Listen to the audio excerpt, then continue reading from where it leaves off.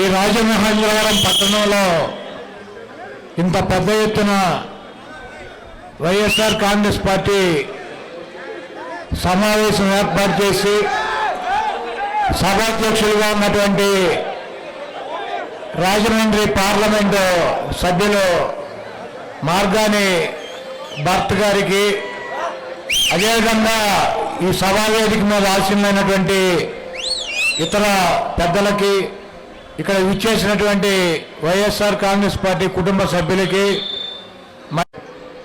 ఈ రాజమండ్రి దాదాపు ప్రతి 2 నెలలకి 3 నెలలకి ఈ పాత హైవే ఈ రోడ్డు ఉండేది, మెయిన్ రోడ్డు లాలాచేరు వెళ్ళేటువంటి కొవ్వూరు మీదగా కాకుండా ఇటు తాడేపల్లిగూడెం తణుకు మీదకి వచ్చేటువంటి రోడ్డు. నేను వైజాగ్ రెగ్యులర్గా తిరగటం, రాజమండ్రి లాగటం నాకు దాదాపు 25 సంవత్సరాల నుంచి ఈ రాజమండ్రి పట్టణం తెలుసు.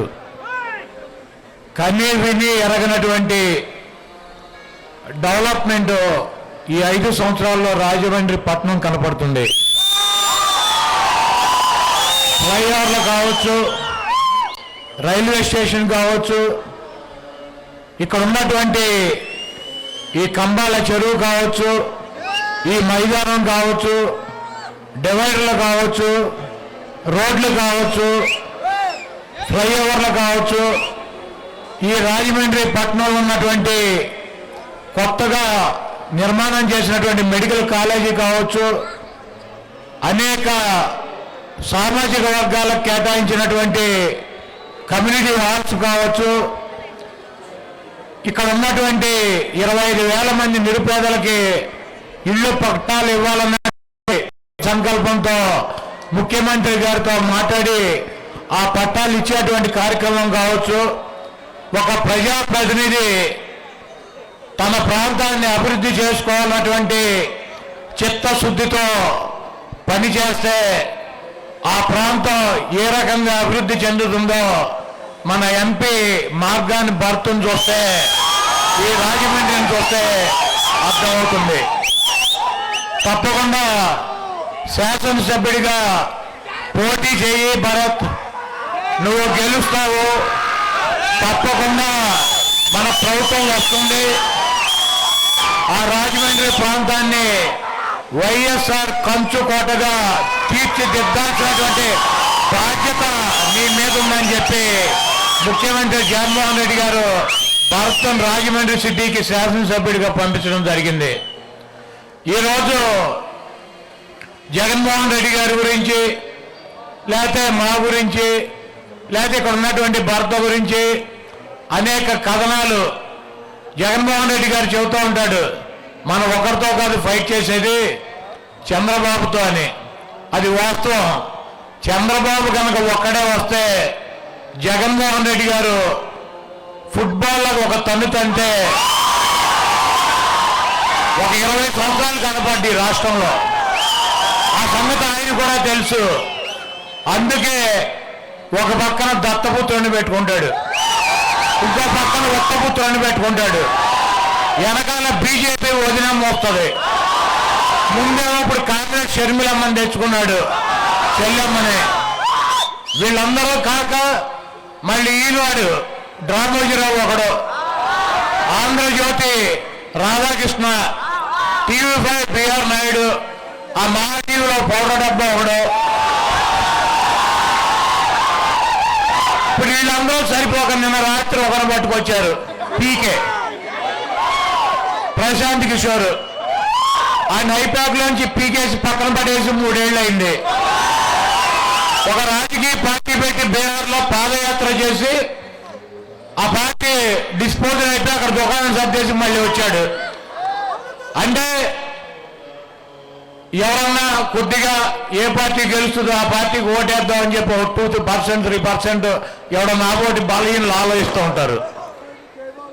ఈయనొచ్చి చంద్రబాబు నాయుడు గారు గెలుస్తారంటే ఓటంతా చంద్రబాబు నాయుడు గారు 2% 1% మారుతుందన్నటువంటి పిచ్చి భ్రమల్లో ఇటువంటి పిచ్చి ముండా కొడుకులందరినీ తీసుకొచ్చి మన మీద వదిలి వాళ్ళు పొద్దున్నే లేచి మాకు నోరు నెప్పట్టు నేను ఈ నాని గారు ఈ భరత్ ఈ రాష్ట్రంలో 10 మంది ఉన్నాం.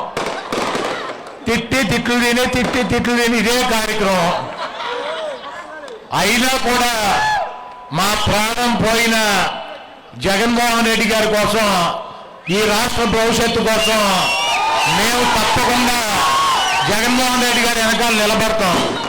ఎందుకంటే ఇప్పుడు పేర్నాని గారు చెప్పారు, ఒక పేదవాడు తన పిల్లల్ని ఉన్నతమైనటువంటి చదువులు చదివించుకోవాలని ఉంటుంది. వాళ్ళకి ఒక మంచి ఇంగ్లీష్ మీడియంలోనో ఒక ప్రైవేట్ స్కూల్లోనో చదివించాల్సినటువంటి బాధ్యత ఉంటుంది, చదివించాలని ఉంటుంది. కానీ ఆర్థిక స్తోమత లేదు, చదివించుకున్నటువంటి పరిస్థితి లేదు. అటువంటి నిరుపేద పిల్లలు గవర్నమెంట్ స్కూల్స్కి వెళ్తారు. 45,000 స్కూల్స్ ఉన్నాయి. ఆ 45,000 నాడు నేడు కింద దాదాపు 18,000 కోట్ల రూపాయలు ఖర్చు పెట్టి ఆ స్కూల్స్ రూపురేఖలను మార్చినటువంటి వ్యక్తి జగన్మోహన్ రెడ్డి గారు. ఇంగ్లీష్ మీడియం తీసుకొచ్చినటువంటి వ్యక్తి జగన్మోహన్ రెడ్డి గారు. వాళ్ళకి చదివేటువంటి పుస్తకాలు కానించి, స్కూల్ బ్యాగులు కానించి, బట్టలు కానించి, బూట్లు కానించి, సాక్సులు కానించి ప్రతి అవసరాన్ని తండ్రి స్థానంలో ఉండి తీర్చినటువంటి వ్యక్తి జగన్మోహన్ రెడ్డి గారు. అదేవిధంగా ఒక తల్లిలాగా ఆలోచించి స్కూల్కి వచ్చినటువంటి పిల్లలకి ఒక మంచి నాణ్యమైనటువంటి ఆహారం పెట్టాలని చెప్పి గత ప్రభుత్వంలో ఈ దుర్మార్గుడు చంద్రబాబు నాయుడు స్కూల్ విద్య కోసం 5,000 కోట్ల రూపాయలు ఖర్చు పెడితే, అదే విద్య కోసం 73,000 కోట్ల రూపాయలు ఖర్చు పెట్టినటువంటి మనసున్నటువంటి మహారాజు జగన్మోహన్ రెడ్డి గారు. అటువంటి వ్యక్తిని మనందరం కూడా కాపాడుకోవాల్సినటువంటి అవసరం ఉంది. ఈరోజు ఆరోగ్య సమస్యలు వస్తాయి. ఒక 50,000 1,00,000 2 లక్షలు పెట్టి వైద్యం చేయించుకోలేనటువంటి పరిస్థితి.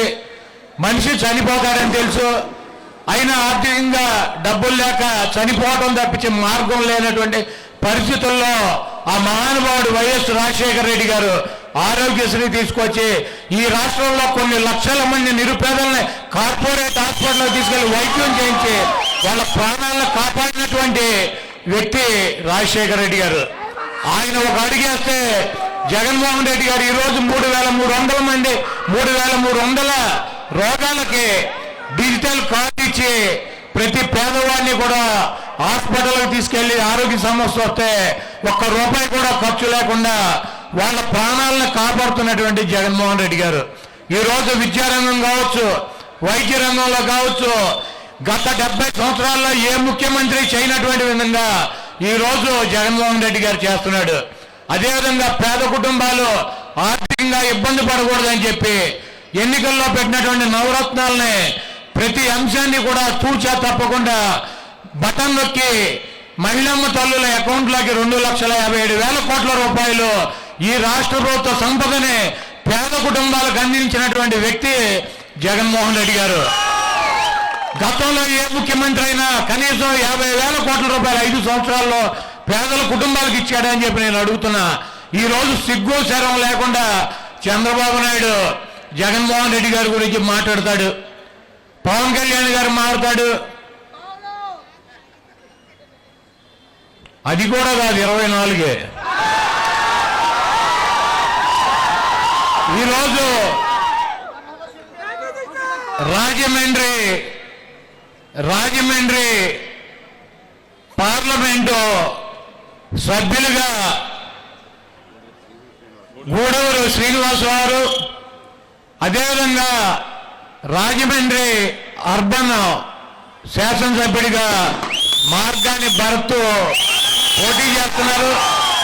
వీళ్ళిద్దరినీ కూడా అఖండమైనటువంటి మెజారిటీతో గెలిపించి శ్రీనివాస్ గారిని పార్లమెంట్కి, భరత్ని శాసనసభ్యుడిగా అసెంబ్లీకి మీరు పంపించాలని చెప్పి కోరుతూ, అదేవిధంగా ఈ రాజమండ్రి పార్లమెంట్లో ఉన్నటువంటి 7 అసెంబ్లీ స్థానాలు కూడా జగన్మోహన్ రెడ్డి గారు పెట్టినటువంటి అభ్యర్థుల్ని గెలిపించడానికి మీకున్నటువంటి సంబంధాలు, మీకున్నటువంటి స్నేహాలు, మీకున్నటువంటి బంధుత్వాలతో 7 అసెంబ్లీ నియోజకవర్గాల్లో కూడా ఈ పార్లమెంటులో ఉన్నటువంటి 7 అసెంబ్లీ పార్లమెంటు సభ్యులు 8 మందిని కూడా గెలిపించాలని చెప్పి కోరుకుంటూ ఇందాక ఒక వీడియో విన్నాం.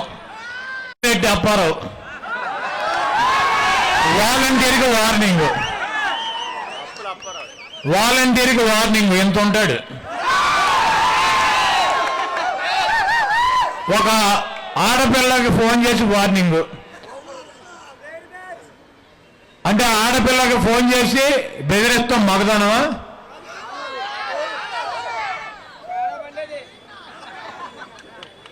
ఈరోజు ఒకటి చెప్పదలుచుకున్నా, వాలంటీర్లు కావచ్చు, వైఎస్ఆర్ కాంగ్రెస్ పార్టీ నాయకులు కావచ్చు, కార్యకర్తలు కావచ్చు,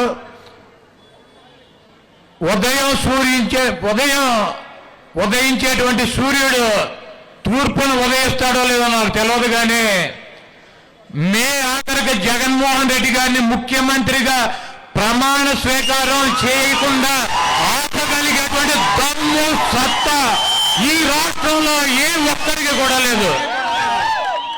ఎందుకంటే చంద్రబాబు నాయుడు ఒక్కడే వస్తే గెలవలేడన్న సంగతి చంద్రబాబుకు తెలుసు. కాబట్టి దత్తపుత్రుణ్ణి తెచ్చుకున్నాడు. ఈరోజు మీరందరూ ఆలోచించుకోండి, చంద్రబాబు నాయుడు సామాజిక వర్గం కమ్మ 3% ఓటింగ్ ఉంటుంది. 3% ఓటింగ్. ఆ పార్టీలో తెలుగుదేశం పార్టీలో 30 సీట్లు ఇచ్చుకున్నాడు. వాళ్ళకి 30 పైనే. ఆయన గెలవలేడు. ఆయన సామాజిక వర్గం ఆ పార్టీని గెలిపించలేదు. 30 సీట్లు ఇచ్చుకున్నాడు. సిగ్గు లేకుండా పవన్ కళ్యాణ్ రా రా రా అని పిలిచి ఆయనకి 20% సామాజిక వర్గం ఉన్నటువంటి ఆ పార్టీకి 24 సీట్లు ఇచ్చాడు. సిగ్గు లేకుండా ఈ ఇవ్వటానికి సిగ్గు లేకపోయినా, తీసుకుంటాక ఆయనకి లేకపోయినా, చూసేటువంటి ఇదన్నీ కూడా పరిశీలించేటువంటి ఆ సామాజిక వర్గానికి తప్పకుండా విచక్షణ ఉంటుంది. రేపు రాబోయే రోజుల్లో ఈ దుర్మార్గమైనటువంటి చంద్రబాబుని అదే సామాజిక వర్గం, అదే పవన్ కళ్యాణ్ గారి పార్టీ నాయకులు, కార్యకర్తలు, జన సైనికులే చంద్రబాబుని పాతాళంలో తొక్కి ఇంకా ఈ రాష్ట్రానికి పట్టినటువంటి దరిద్రం వదిలిస్తాకి వాళ్ళు సిద్ధంగా ఉన్నారు. ఈ రాష్ట్రంలో వెన్నుపోటుకి బ్రాండ్ అంబాసిడర్లు ఎవరు? చంద్రబాబు దెబ్బకు అంతకుముందు ఒక ఆయన ఉన్నాడు, ఆయన మర్చిపోయారు అసలు. ఎవరో నాదేండ్ల భాస్కర్ గారు. ఎన్టీ రామారావు 85లో హార్ట్ ఆపరేషన్ చేయించుకున్నాను, ఇక్కడ ఫ్లైట్ ఎక్కాడు. ఆయన అక్కడ దిగేటప్పటికి వెన్నుపోటు పొడిచాడు ఒక ఆయన. 95లో కరెక్ట్గా 10 సంవత్సరాలకి రామారావు లండన్ వెళ్ళాడు. ఆయన వచ్చేటప్పటికి ఇంకోటి పొడి చేశాడు వెన్నుపోటు. ఎన్టీ రామారావుని వెన్నుపోటు పొడిచి ఆయన సీట్లోంచి తీసి పక్కన పడేశారు. ఎవరో నాదెండ్ల నారా వీళ్ళిద్దరూ. మొన్న తాడేపల్లిగూడెం సభలో చూసారా, పవన్ కళ్యాణ్ గారు మధ్యలో కూర్చుంటే ఒకడటు ఒకడిటు కూర్చుని ఉన్నారు. ఒకడటు ఒకడిటు కూర్చుని ఉన్నారు. జన సైనికులు కావచ్చు, జనసేన కార్యకర్తలు కావచ్చు, ఆయనకు ఓటేద్దాం అన్నటువంటి సామాజిక వర్గం కావచ్చు, ఆయన అభిమానులు కావచ్చు, ఇద్దరు వెన్నుపోటు దారులతో పవన్ కళ్యాణ్ గారు ప్రయాణం చేస్తున్నాడు. ఎప్పుడు ఎవడు ఎలా పొడిచి ఏమి చేస్తారో ఈ రాష్ట్రంలో ఉన్నటువంటి ఆయనకి తప్పించి ఈ ప్రజలందరికీ కూడా తెలుసు. కాబట్టి ఆయన ముందు కాపాడుకోవాలంటే ఈ చంద్రబాబు నాయుడిని పాతాళంలో తొక్కి జనసేన సైనికులు, జనసేన కార్యకర్తలు డెఫినెట్గా తెలుగుదేశాన్ని ఓడించాలని చెప్పి రేపు పిఠాపురంలోనో, భీమవరంలోనో, లేకపోతే ఇంకో చోట ఎక్కడో చోట పవన్ కళ్యాణ్ గారు ఈ ప్రాంతంలోనే పోటీ చేస్తాడని చెబుతున్నారు. ఎవరు ఓడిస్తారు ఆయన్ని? మా రామోజీరావు, మా రాధాకృష్ణ, మా బిఆర్ నాయుడు, మా పౌడర్ డబ్బా వీళ్ళు చెబుతున్నారు. జగన్మోహన్ రెడ్డి గారంతా పవన్ కళ్యాణ్ని పోటీస్తాకి ప్రత్యేక వ్యూహం పన్నుతున్నాడంట. జగన్మోహన్ రెడ్డి గారు 175 చోట్ల మా ప్రత్యర్థులను ఓడించి వైఎస్ఆర్ కాంగ్రెస్ పార్టీ అభ్యర్థుల్ని గెలిపించుకుంటాకి ఆయన వ్యూహం పన్నుతూనే ఉంటాడు. దాంట్లో పవన్ కళ్యాణ్ ఉండొచ్చు, చంద్రబాబు ఉండొచ్చు, లోకేష్ ఉండొచ్చు, లేకపోతే ఆదిరెడ్డి వాసు ఉండొచ్చు, లేకపోతే మా వయసు అయిపోయిన బుచ్చి చౌదరి ఉండొచ్చు, అందరూ ఉంటారు దాంట్లో. మాకేం స్పెషల్ గా పవన్ కళ్యాణ్ చంద్రబాబు అని ఉండదు. మా అభ్యర్థులు గెలిపించుకోవటమే వైఎస్ఆర్ కాంగ్రెస్ పార్టీ శ్రేణులు జగన్మోహన్ రెడ్డి గారి వ్యూహం. పవన్ కళ్యాణ్ గెలిస్తే పక్కలో పల్లెంలాగా చంద్రబాబుకు ఉంటాడు. మళ్ళీ నాకు షేర్ కావాలంటాడు. ఒక ఆయన లెటర్ రాస్తాడు, ఈయన కూడా 2 ఏళ్ళు ముఖ్యమంత్రి ఉండని. ఇవన్నీ కూడా తలనొప్పులు ఆయనకే ఉంటాయి. కాబట్టి ఆయన 100 సీట్లు గెలవాలని చంద్రబాబు ప్రయత్నం చేస్తాడు. పవన్ కళ్యాణ్ గారు ఎక్కడన్నా పోటీ చేస్తే ఈ తెలుగుదేశం వల్ల ఆయన ఓడించేటువంటి అవకాశం ఉంటుంది. కాబట్టి ఈ గుంట నక్కలతో ప్రయాణం చేసేటువంటి పవన్ కళ్యాణ్ కానీ, లేకపోతే పవన్ కళ్యాణ్ అడ్డం పట్టుకుని చంద్రబాబు గెలవాలి, ఈ ప్రాంతంలో జగన్మోహన్ రెడ్డి గారిని తప్పించాలన్నటువంటి ప్రయత్నం కానీ ఇవన్నీ కూడా ప్రజలు గమనిస్తున్నారు. తప్పకుండా వీళ్ళకి బుద్ధి చెప్తారు. అయితే రాజమండ్రిలో భరత్ని మీరు శాసనసభ్యుడిగా గెలిపించి మీరు అసెంబ్లీకి కనుక పంపించినట్లయితే, మా గూడూరు శ్రీనివాస్ గారిని పార్లమెంటు సభ్యుడిగా పంపించి ఢిల్లీ కనుక మీరు పంపించినట్లయితే ఈ ప్రాంతం, ఈ రాజమండ్రిలో ఉన్నటువంటి ఈ గోదావరి తీరం కని విని ఎరగనటువంటి అభివృద్ధి జరుగుతుంది. అదేవిధంగా మీ అందరికి కూడా ఇళ్ళు నిర్మాణం చేసేటువంటి కార్యక్రమం చేపడతారు. ప్రతి కుటుంబానికి సంక్షేమ కార్యక్రమాలు అందించేటువంటి కార్యక్రమం చేపడతారు. ప్రతి పిల్లల్ని కూడా చదివించేటువంటి పూర్తి బాధ్యతని ప్రభుత్వం తీసుకుంటుంది. ఈ ప్రాంతానికి శ్రీనివాస్ గారు, భరత్ గారు అండగా ఉంటారు. బీసీ సామాజిక వర్గానికి సంబంధించినటువంటి ఈ అభ్యర్థుల్ని ఇక్కడ జగన్మోహన్ రెడ్డి గారు పెట్టినందుకు బీసీలు, ఎస్సీలు, ఎస్టీలు, మైనార్టీలు, అగ్ర కులాలు ఉన్నటువంటి పేదలు వైఎస్ఆర్ కాంగ్రెస్ పార్టీకి సపోర్ట్ చేసి మీ 2 అమూల్యమైనటువంటి ఓటుల్ని పార్లమెంటుకి, అసెంబ్లీకి శ్రీనివాస్ గారికి, భరత్ గారికి ఫ్యాన్ మీద ముద్రించి అఖండమైనటువంటి మెజార్టీతో గెలిపించండి. తప్పకుండా నేను పేర్జ్ఞాని గారు ఆ గెలిచినాక మీతో పాటు ఇక్కడికి వచ్చి మీ ఆనందంలో పాలు పంచుకుంటామని చెప్పి తెలియజేస్తూ సెలవు తీసుకున్నాం.